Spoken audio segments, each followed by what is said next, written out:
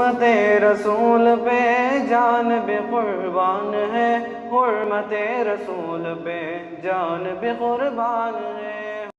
بسم اللہ الرحمن الرحیم۔ ابھی آپ لوگ خوش نصیب ہیں، آپ عمرے میں جا رہے ہیں۔ اللہ تعالیٰ آپ کی زندگی میں عمرے کو نصیب کیا ہے۔ اسی طرح سے دعا ہے کہ اللہ تمام مسلمان مرد عورتیں، خصوصاً ہمارے والدین رشتہ داروں کی زندگیوں میں عمرہ حج کو نصیب کرے۔ کسی بھی عبادت کے لیے جس طرح سے نماز کے لیے جاتے ہیں، روزہ رکھتے ہیں، تو عبادتوں کے لیے ملاقات کرنا، دعوت کرنا، مسافے معانقے کرنا، رشتہ داروں سے ملنا ضروری نہیں ہے، مگر چونکہ یہ حج یا عمرے کی عبادت کے لیے انسان مسلمان مرد عورتیں بہت دور جاتے ہیں، اور اسی نیت سے جاتے ہیں کہ اگر وہاں ہماری موت مقدر ہو تو خوش نصیبی ہے۔ اسی ارادے سے چونکہ جاتے ہیں، اور حقوق العباد کا معاملہ تو بڑا کٹھن ہے۔ اللہ اپنے حقوق کو بھی معاف کر سکتے ہیں، لیکن حقوق العباد اللہ معاف نہیں کرتے۔ اس لیے جاتے ہوئے رشتہ داروں سے اس غرض سے مل کر کہ اگر میں مال کے اعتبار سے، چیز کے اعتبار سے کوئی اس کا حق مار لیا ہوں تو معافی مانگ لوں، اس کے دل کو دکھایا ہوں، غیبت کیا ہوں، دل توڑا ہوں تو میں معافی مانگ لوں۔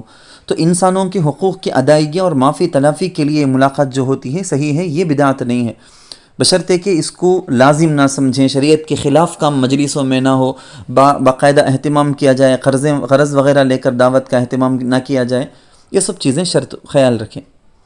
عمرے کے اندر اصل میں کل 4 کام ہوتے ہیں۔ عمرہ میں جانے والے اس بات کو دھیان میں رکھ لیں کہ نمبر 1 تو ہوتا ہے احرام۔ احرام کا مطلب احرام کے کپڑے پہن کر، غسل کر کے احرام کے کپڑے پہنتے ہیں، نماز پڑھ لیتے ہیں، نماز پڑھنے کے بعد حج کرنا ہو تو حج کی، عمرہ کرنا ہو تو عمرے کی نیت کر کے تلبیہ جو پڑھتے ہیں نا، یہ ہے اصل احرام، صرف کپڑوں کا نام نہیں۔ تو وہاں پر یہ کہتے ہیں اللہم انی ارید العمرۃ فیسرھا لی وتقبلھا منی، یہ ہے عمرے کی نیت۔ آپ چاہے تو عربی نہیں تو اردو میں کہہ لیں، دل میں ارادہ کریں پکا۔ عمرے میں 4 کام ہوتے ہیں۔ پہلی چیز ہی شرط یہ، جس طرح سے بغیر وضو کے نماز نہیں، بغیر پاکی کے نماز نہیں، اسی طرح سے احرام کے بغیر حج و عمرہ نہیں، احرام ضروری۔ اس کے بعد جو چیز ہے وہ ہے طواف، فرض۔ طواف 7 چکروں کا نام ہے، حجر اسود سے شروع کر کے 7 چکر لگا کے حجر اسود پر ختم کرنا ہوتا ہے۔ حجر اسود طواف شروع کرنے سے پہلے حجر اسود کا استلام کریں۔ اگر وہاں پر کوئی خوشبو لگی ہوئی نہ ہو، ہاتھ میں چہرے میں لگنے کا خوف نہ ہو، تو اس وقت دونوں ہاتھوں کو رکھ کر درمیان میں چہرہ رکھ کے بوسہ دینا 1 مرتبہ یا 3 مرتبہ اچھا ہے۔ وہ نہ کر سکتے ہیں تو نماز کے لیے جس طرح دونوں ہاتھ تکبیر تحریمہ کے وقت اٹھاتے ہیں، ایسا اٹھا کے حجر اسود کی طرف اپنے ہاتھوں کو چوم لیں۔ بہت دور ہیں تو اپنے ہاتھوں کو اس طرف اشارہ کریں، اپنے ہاتھ کی کسی چیز کا اشارہ کر کے اسے چوم لیں، یہ بھی کافی ہوگا۔ طواف 7 چکر، اس کی شروع میں 2 چیزیں بہت اہتمام سے خیال کر لینا ہے مردوں کے لیے۔ پہلی چیز یہ ہوتی ہے کہ اوپر جو چادر ڈالے ہوتے ہیں تو وہ سیدھے ہاتھ کے بغل سے، نیچے سے، مونڈے کے نیچے سے کھینچ کے بائیں پیر کے، بائیں ہاتھ کے مونڈے کے اوپر سے چادر کو ڈال لینا ہوتا، اس کو کہتے ہیں اضطباء۔ اور طواف کے 7 چکروں میں سے شروع کے 3 چکروں میں ایک ہوتا ہے سپاہیوں کی طرح اپنے شانوں کو، کندھوں کو ہلا ہلا کے چلنا، جس کو کہتے ہیں رمل۔ تو یہ دونوں چیزیں مردوں کے لیے ہیں۔ تو مرد اپنے پورے طواف کے اندر اضطباء اور طواف کے شروع کے چکروں میں رمل کا خیال کرے۔ طواف جب ختم کرتے ہیں تو طواف کے فوراً بعد حجر اسود کا استلام کر کے مقام ابراہیم کے آس پاس میں کہیں بھی حرم کے اندر 2 رکعت نماز پڑھنا واجب ہے۔ نماز سے فارغ ہونے کے بعد آپ پہنچ جائیں زمزم کے پاس، وہاں 3 مرتبہ اس پانی کو پیتے ہوئے دعا کریں، خصوصاً علم کی، رزق کی دعا کریں، بے انتہا قبول ہے، جی بھر کے پانی پئیں۔ وہاں سے نکل کر صفا مروہ کی طرف جانا ہے آپ کو، تو حجر اسود کا استلام کرتے ہوئے وہاں صفا مروہ کی طرف آپ نکلیں، وہاں سعی کریں، صفا سے مروہ، مروہ سے صفا، اس طرح سے 7۔ اور سب سے فارغ ہو جانے کے بعد اپنے سر کے بال کو مونڈ دینا ہے، حلق کر دینا ہے، یا تو کٹنگ جو قصر ہے قصر کرنا ہے۔ بال کے سر کے ایک حصے میں کرنا نہیں ہے، پورے سر کے حصے کے اندر کرنا ضروری ہے۔ ایک عمرہ اور دوسرے عمرے کے درمیان کم از کم 3 دنوں کا وقفہ رکھیں اگر ممکن ہو آپ کے پاس تو، ورنہ مسلسل بھی عمرے کے پیچھے عمرہ کر سکتے ہیں، لیکن سر پر بال کچھ آ جائے تو نکالنے میں آسانی ہوتی، اگر کچھ بھی نہ ہو تو بھی اس طرح کا پھیرنا ضروری ہے۔ احرام کے بعد جب سے احرام باندھ دیتے ہیں اس کے بعد سے احرام کے ممنوعات کا خیال کرنا ضروری، خاص طور پر بے حیائی کی باتیں، عورت سے بیوی سے شوہر کا ملنا، آپس میں ان دونوں کا بے حیائی کی باتیں کرنا، صحبت کرنا، یہ ساری چیزیں منع ہے۔ گناہ ہر وقت تو گناہ ہی ہے، لیکن اس وقت احرام کے بعد خاص طور پر گناہوں سے بہت زیادہ بچنا چاہیے۔ اس کے بعد جس چیز کا خیال کرنا ہے وہ یہ ہے کہ جب آپ مکۃ المکرمہ میں جاتے ہیں، سب سے پہلے آپ کی نگاہ کعبۃ اللہ پر، خانہ کعبہ پر پڑتی ہے، تو اس وقت کی دعائیں اللہ تعالیٰ ساری دعائیں قبول کر لیتے ہیں۔ ہمارے بزرگوں نے ہم کو یہ ٹیکنیک بتایا ہے، ایک طریقہ، بہترین طریقہ بتایا ہے۔ آپ دل میں یہ ارادہ رکھ لیں کہ فلاں فلاں فلاں فلاں فلاں میری ضرورت ہے۔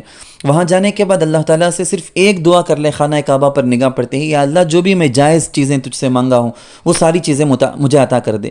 یا ایسے بھی دعا کر سکتے ہیں، نمبر 2، کہ اللہ جو بھی جائز دعائیں میں کروں گا وہ ساری دعائیں میری قبول کر لے۔ یہ سب بہت بہترین طریقے ہیں۔ وہاں مقامات مقدسہ ہیں، وہاں جانا عبادت نہیں، وہاں کا دیکھنا عبادت نہیں، اسی لیے یہ سب کم صحابہ نہیں کیا کرتے تھے۔ تاہم آپ کو تاریخی اعتبار سے وہاں جانا چاہے تو جا سکتے ہیں، یہ بدعت نہیں ہے۔ تاریخی جانکاری کے اعتبار سے اس کو دیکھنے کے لیے کوئی عبادت نہیں، دین کا کام نہیں۔ حجر اسود کا بوسہ فقط لینے کے لیے کعبۃ اللہ کے پاس جانا آنا یہ صحیح نہیں ہے۔ تنہا حجر اسود کا بوسہ یہ عبادت نہیں ہے۔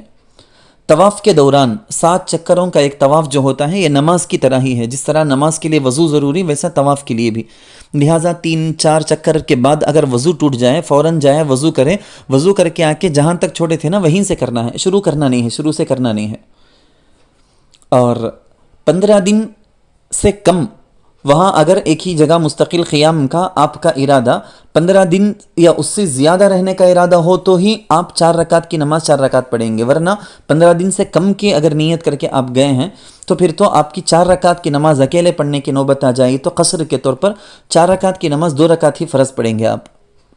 عورتوں کو اگر عمرے کے دوران ایام آ جائے، حیض شروع ہو جائے، تو حیض کے ساتھ تو عمرہ نہیں ہو سکتا، کیونکہ عمرہ میں جو فرض ہے وہ ہے طواف، اور بغیر طواف کے سعی صحیح نہیں ہے۔ اس لیے طواف ادا کرنا ہے، وہ ایک عبادت ہے نماز کی طرح، اور مسجد میں بھی ادا ہونے والا ہے، اس لیے عورتیں حیض کے ایام میں، ناپاکی کے ایام میں وہ کر نہیں سکتے۔ تو مسجد حرام کے اندر بھی مسجد ہے، مسجدوں کے اندر ناپاکی کے اندر آنا بھی نہیں ہے۔ البتہ صحن میں بیٹھ جائیں، وہاں بیٹھ کے ذکر و اذکار کرتے رہیں، درود پڑھتے رہیں، دعائیں کرتے رہیں، تو پاکی کے بعد ہی غسل کر کے یہ اپنا احرام، اپنے اس کے ذریعے سے احرام کا جو بھی ہے عورتوں کا وہ عمرہ ادا کریں گی۔ عورتوں کے لیے مسجد حرام میں، مسجد نبوی میں نماز پڑھنا، پوری دنیا کے اندر تو نہیں لیکن ان 2 مسجدوں کے اندر پڑھنا صحیح ہے، اگرچہ کہ افضل وہاں بھی آپ پوچھو تو شریعت کے اندر یہی لکھا ہے کہ وہاں پر بھی عورت طواف کے لیے تو مسجد حرام جا سکتی ہے، اور نبی علیہ الصلوۃ والسلام کے روضہ اطہر پر سلام کے لیے تو جا سکتی ہے، باقی نمازیں اس کے لیے افضل وہاں بھی اپنی ہی جگہ پڑھنے میں ہے۔ مسجد کے اندر مسجد نبوی ہو یا مکۃ المکرمہ حرام ہو، جب بھی جاؤ گے اعتکاف کی نیت کے ساتھ جاؤ، جب تک آپ دیگر عبادتوں میں وہاں مشغول رہو گے اعتکاف کا ثواب بھی مفت میں آپ کو ملتا رہے گا۔ ہمیشہ ساتھ ساتھ رہنے کی کوشش کریں، اکیلے جدا ہو کے کہیں چلا نہ جائے، پریشانی نہ ہو جائے۔ اور وہاں اللہ کے رسول علیہ الصلوۃ والسلام کی حدیث ہے مدینہ منورہ کے سلسلے میں کہ ما بین بیتی و منبری روضۃ من ریاض الجنان، ریاض الجنہ اس جگہ کا نام ہے، اس جگہ میں بیٹھنے، اس جگہ میں نماز پڑھنے کا موقع دیکھیں، بہت اچھی چیز ہے یہ، وہاں بیٹھ کر درود و سلام کے کلمات پڑھنے کی کوشش کریں۔ مکۃ المکرمہ وہ شہر ہے جہاں اللہ کے نبی علیہ الصلوۃ والسلام کی ولادت ہوئی، اللہ کے نبی صلی اللہ علیہ وسلم کا بہت پیارا شہر، دل نہیں مان رہا تھا، ہجرت کرتے ہوئے پھر کے دیکھ کے جا رہے تھے، بول رہے تھے کہ اگر میری قوم نہ نکالتی تو میں کبھی تجھ سے جدا نہیں ہوتا۔ اتنی محبت پیارے نبی کو کعبۃ اللہ سے۔ اللہ تعالیٰ رحمت پوری دنیا کے اندر جو اتارتے ہیں اس کے لیے مرکز اور سینٹر پوائنٹ بنایا ہے کعبۃ اللہ کو۔ سب سے پہلے زمین شروع ہوئی ہے کعبۃ اللہ ہی سے، ان اول بیت وضع للناس للذی ببکۃ مبارکہ۔ حضرت ابراہیم علیہ الصلوۃ والسلام کی بے شمار زبردست دعائیں ہیں مکۃ المکرمہ شہر کے لیے۔ مدینہ منورہ نبی علیہ الصلوۃ والسلام کی ہجرت کی جگہ، جہاں نبی علیہ الصلوۃ والسلام پردہ فرمائے، جہاں نبی علیہ الصلوۃ والسلام قدرت کے باوجود واپس مکۃ المکرمہ نہیں گئے بلکہ مدینہ ہی میں رہے۔ پوری دنیا میں اسلام کے پھیلنے کے لیے مرکز اور سینٹر بنا تھا مدینہ منورہ شہر، پیارا شہر۔ مدینے کی فضیلتیں، مدینے کے سلسلے میں کئی ساری چیزیں ہیں. جس طرح اللہ کے نبی نے یہ کہہ دیا، جس طرح درود کے اندر ہم پڑھتے ہیں نا، کما صلیت علی ابراہیم وعلی آل ابراہیم، بالکل ایسا ہے کہ یا اللہ مکے کے لیے تو تیرے خلیل ابراہیم نے دعا کی، میں مدینہ منورہ کے لیے دعا کرتا ہوں، مدینے میں برکت نصیب کر دے. فلاں فلاں اللہ کے نبی کی دعائیں ہیں، مدینے کی مٹی میں، مدینے کی ہوا میں، ہر چیز کے اندر شفا، ہر چیز کے اندر برکت.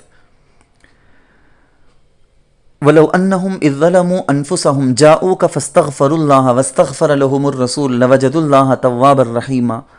مدینہ منورہ میں روضہ اطہر کے سامنے کھڑے ہو کے مواجہہ کرتے ہوئے وہاں پر سلام پڑھیں گے. پوری دنیا کے اندر صرف اسی جگہ پہنچ کے الصلاۃ والسلام علیکا، علیکا یا رسول اللہ یہ کہہ سکتے ہیں، ورنہ باقی تمام جگہوں کے اندر علی سیدنا محمد، علی نبینا محمد ایسے کہیں گے. لیکن یہاں پر سامنے ہیں اور روضے کے اندر اللہ کے رسول باحیات ہیں اور ہماری بات سن رہے ہیں، ہمارے درود کو سنتے ہیں، دیکھتے ہیں، تو یہ یقین ہے، ہمارا ایمان ہے، تو اسی یقین کے ساتھ وہاں سلام کہیں. حضرت صدیق اکبر کے روضے کے قبر کے مزار کے سامنے بھی، پھر حضرت عمر فاروق رضی اللہ عنہ کے مزار کے سامنے بھی. یہ یقینی بات ہے کہ وہاں کھڑے ہو کے اللہ کے رسول صلی اللہ علیہ وسلم سے استشفع بک الی ربی، وہاں پر سفارش کرو، اللہ کے نبی سے کہو کہ سفارش کریں اور اپنے گناہوں کی معافی کی درخواست کریں. قرآن کریم کی آیت کی تفسیر کی روشنی میں بتا رہا ہوں کہ اگر اللہ کے رسول ہمارے گناہوں کے لیے استغفار کر دیں تو وہاں کھڑے ہو کے آپ بول دو گے تو ضرور ہمارے سارے گناہ معاف. حضرت علی رضی اللہ عنہ سے غالباً روایت بھی ہے کہ ایک دیہاتی آ کے اسی طرح سے رسول اللہ کے پردہ فرمانے کے بعد روضہ اطہر کے سامنے کھڑے ہو کے یہی آیت پڑھ کے اپنی گناہوں سے معافی چاہ رہا تھا.